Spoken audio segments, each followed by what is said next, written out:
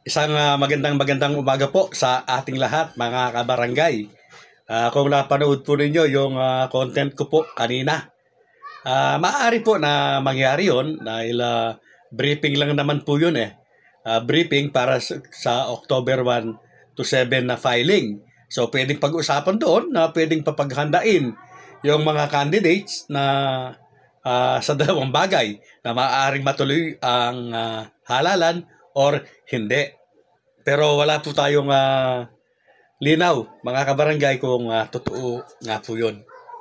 At ako po, mga kabarangay, ay yan nga po, nag-utos ako ng isang kasama na pumunta po sa Comelec office dito po sa amin para siya ay kunyari ay kakandidato at humihingi po ng form ng COC. Pero hindi po siya binigyan at ayon po sa kanyang mga nakausap doon ay wala pong order na mag-release yung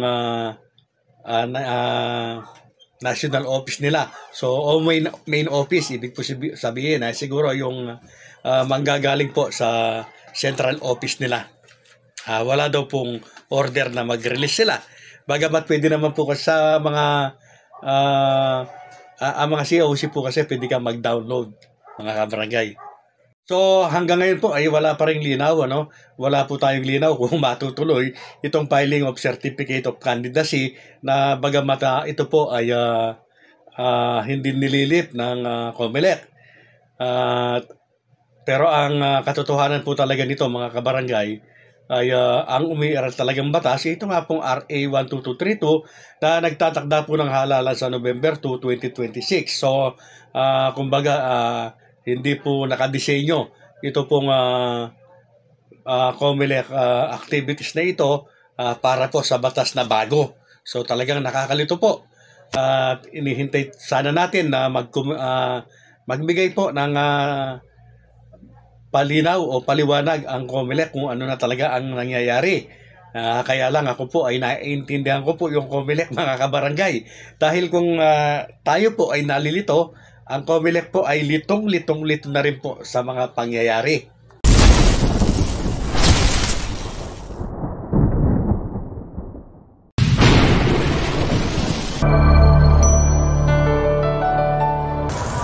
Mga kabarangay, September 25 na po tayo ngayon. At 5 araw na lamang po katapusan na. Kinabukasan, October 1 na po. At ang 5 araw po na ito ay may 2 araw na non-working days pa ito. So 3 araw na lamang po yung working days bago magkatapusan. At mayroon pang paparating na malakas daw na bagyo na maaaring mag-suspend din naman sa trabaho po ng mga nasa gobyerno. Naku po, so talagang lumalabas po na talagang lumalakas na parang bagyo. Ito pong RA 12232. Kaya po yung isang option po na i-content na natin ng mga naunang mga content natin na kung sakasakali na madeklara nga na unconstitutional ay ito pong RA 12232 ay baka mamove nga po. Baka mamove po ng ilang buwan kung madideklarang unconstitutional ito. Pero kung ito po ay idideklara na constitutional, siyempre po yan na nga po, November 2, 2026 na po ang halalan. Pero mas malakas po yung ating paniniwala na maaaring ito po ay madeklara na unconstitutional. Ito nga pong RA 12232. Hindi pa rin po matutuloy ito sa November 2, 2026 sakasakali. Ayun nga po, movement lang. Uusog lamang po. At yan po ay nasa Comelec na po kung sakasakali po na yan nga po ang mangyayari. Ganun pa man po, mga kaibigan, mga kabarangay, ay hintayin na lang po natin dahil mayroon pa nga pong 3 working days po na natitira. So, nakasanayan na po natin dito po sa usapang ito ng barangay at SK election ay palagi pong mga last minutes yung mga nangyayari. So, dahil ganyan po yung parang nagiging trending, pwede pa po na may mangyayari dito po sa natitirang 3 araw. Umulan man o umaraw. Naku po. Sabi ko nga po, kumbaga sa basketball, ito pong siyempre mga nakaupo, over sila. So sila yung nagpapalakpakan ngayon na siyempre masaya-masaya po sila dahil nangunguna nga po yung kanilang koponan.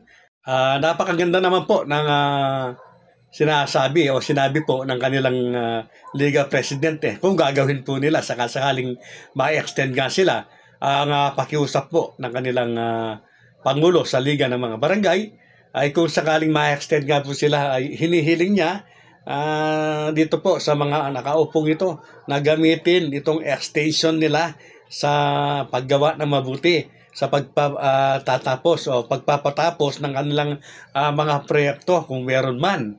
So, yun nga po, ano man po ang maging resulta.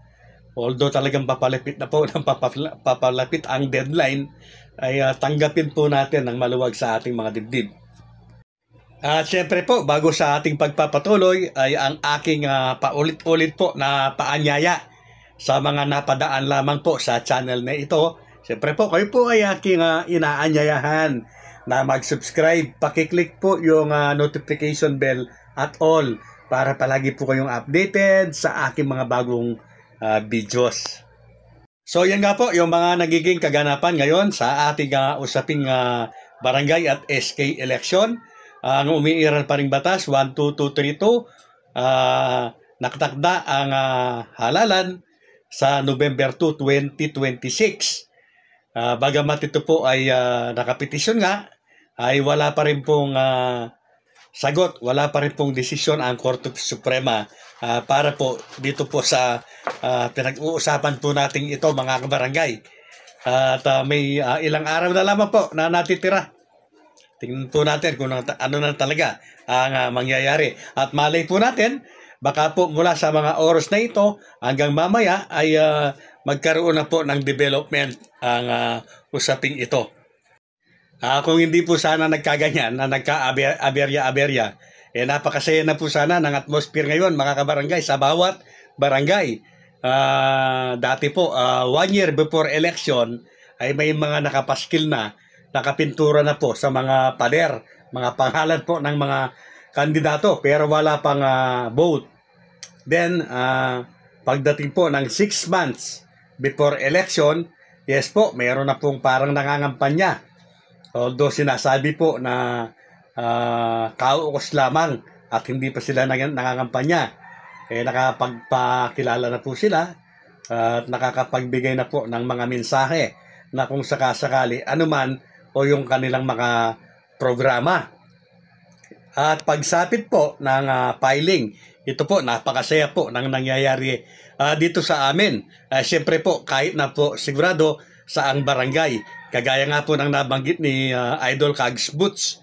Yes po, may mga pabanda pa, may mga musiko, although bawal, pero sinasabing bawal ng COMELEC, pero wala namang nakakasuhan.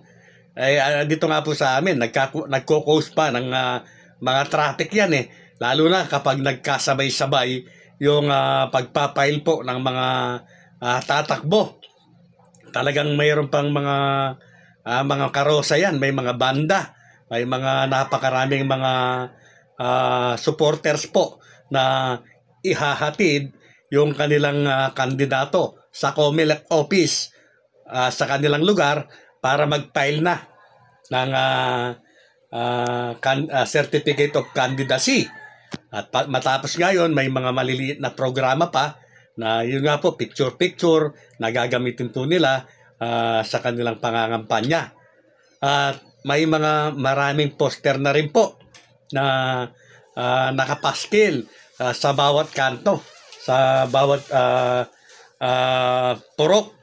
Yan po yung talagang tunay po na nagaganap sa tuwing sasapit po ang bago yung filing at or bago ang eleksyon. Pero ngayon po, tahimik, malinis po yung kapaligiran, wala kang makikitang poster, wala kang mababanaag talaga na may paparating po na halalan. So, kabarangay, ano man po ang mangyari, muli po ako ay laging magbibigay sa inyo ng mga update kung meron man. Coin Airstream.